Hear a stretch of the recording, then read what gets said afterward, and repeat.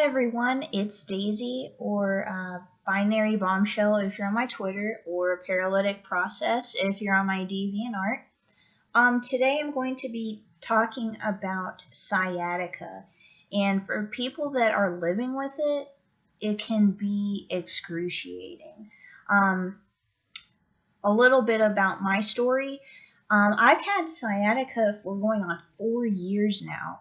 I've spent most of my 20s suffering from it, and for the longest time I had no idea what it was, why I was in so much pain. I went from a collegiate athlete, lifetime athlete, to basically being bedridden because I had so much pain in my leg that we initially thought was a knee injury. 6 doctors later, no one could figure out what it was until last November, and I went to a chiropractor and they took x-rays of my back, they did thermal scans of the muscles, and they took x-rays of my hips, and it turned out to be a spinal issue rather than any other issue going on, such as what we thought was my knee. And for people that have never had sciatica, you can't really put into words the kind of pain that the person experiences. Not only is it severe pain, but for me, I got rashes, I had digestive problems, I suffered from migraines every day, but individually, those seem to just be, caused by the heat, or at one point a doctor thought I had celiac disease, which was all linked to my back, and I didn't have celiac disease at all. So today I'm going to give you 10 tips about how to live well and exercise with sciatica. So number 1, invest in chiropractic care. I had never been to a chiropractor in my entire life, and it was suggested to me as one of the last resorts after going to all of the best doctors in the state, and they couldn't figure out what was wrong with me. A friend said, "Hey, have you ever had your spine looked at? Have you ever been to a chiropractor?" I went, just kind of thinking, what could it hurt? I've tried everything else. I had been on codeine. I had been on so many painkillers. Nothing even touched it. So I thought, what's the worst that could happen? It was the best decision that I had ever made in dealing with my sciatica. I started therapy in November 2014, and at first I was going 3 times a week. That's how bad my back was. In fact, the first couple of times I got adjusted, as soon as I would walk on an uneven surface, my back would slide to its original position, and it was so painful for me. But I kept going, and now, June 2015, I'm virtually pain-free. If I sit too long, I definitely will start feeling some tingling in my leg and some pain. But for the most part, it's completely changed my life. So if you have not tried a chiropractor yet, please try it. It's maybe your last resort too, like it was mine. I suffered for over 3 years. Couldn't walk, sit, sleep, stand, do anything without pain, and now I'm exercising again. So please, if you haven't checked out chiropractic care, I suggest you do it. The second tip, wear supportive shoes. I used to be a Chuck Taylor person. Love Chucks. I have like 8 pairs of Chucks, all to coordinate with my outfits. When I hurt my back in 2011, I could not wear them anymore. There is no support in Chuck Taylors whatsoever. All of my shoes now, except for very few, have memory foam. In fact, I bought these today. They're Reeboks, And if you can see inside, I don't know, there's squishy memory foam. It makes such a difference when I'm walking, exercising. You may not have the same foot that I do, but definitely get shoes that support your back, because if you don't, even if you're doing very light exercise and there's nothing to support that weakened lower back or even upper back, depending on where you were hurt, it's going to be very painful. So invest in good shoes, make it a priority. Your feet are touching the ground all the time unless you're sleeping. So do your body right and get some good shoes.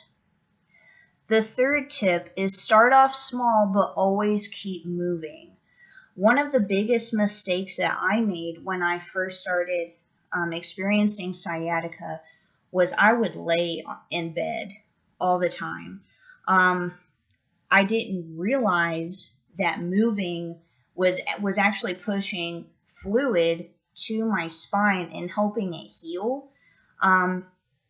Standing hurt, walking hurt, everything that I did hurt. And there was actually a period of time I was on crutches because just putting pressure on my right leg was too much for me to bear. But now, I always wear a fitness tracker. This one doesn't have a heart rate monitor, but if you can get one with a heart rate monitor, I would definitely suggest it. My goal is 7,000 steps a day. That's 3 miles. That I either do that walking or running. And when I first was cleared after about 4 months of treatment to start exercising, I didn't run at all. I just walked. I walked around my neighborhood. I tried to walk around more in the house instead of sitting. And I would exercise 3 days a week. And now I'm exercising 5 days a week and feeling very comfortable, very good. Sometimes if I don't practice good form, which I will talk about later, I'll start to feel some twinges. But all in all, by keeping track of how much movement I'm doing, 30 minutes a day, at least 30 minutes or 3 miles, and you will start to see a noticeable difference. I gained 30 pounds because I felt like I couldn't do any kind of movement with my sciatica. And now I'm trying to work that off. Here's my before picture. As you can see, that was a low time in my life. That was in December 2014 at my heaviest of 160.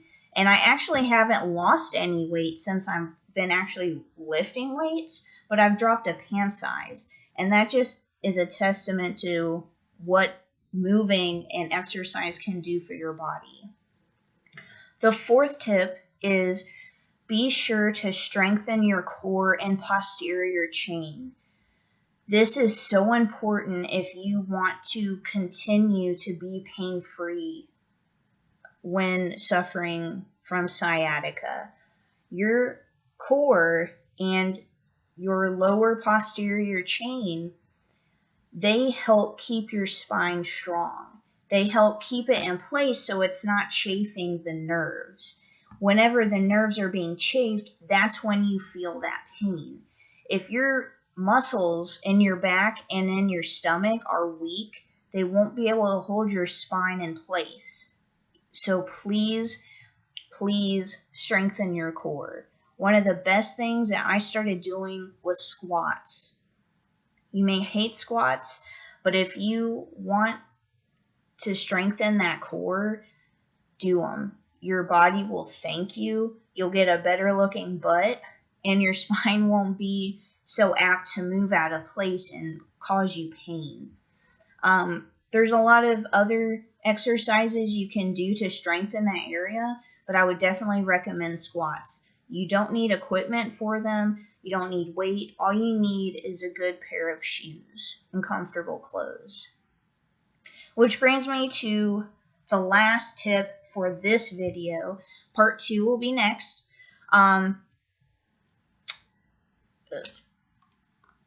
Sorry, kind of closed out on me for a second. Tip number 5 for part 1 is practice good form.